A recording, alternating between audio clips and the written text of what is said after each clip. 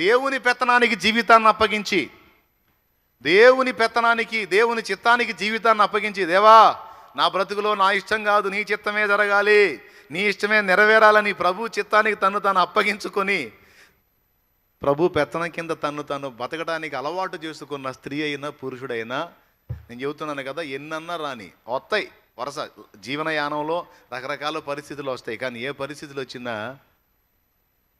పాటల్లోనే ఉంటారు, పాటల్లోనే ఉంటారు, పరవశంలోనే ఉంటారు, కీర్తనల్లోనే ఉంటారు.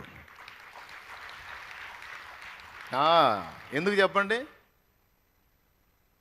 భయం ఉండదు, టెన్షన్ ఉండదు, జుట్టు బీక్కోవటం ఉండదు, అస్సలు మాట్లాడే పని లేదు. ఎందుకంటే ఎవరికి అప్పచెప్పారు? ఎవరికి? ఇంక దిగులు ఎందుకు? ఇంకా భయం ఎందుకు? ఇంకా మెంటల్ టెన్షన్ ఎందుకు?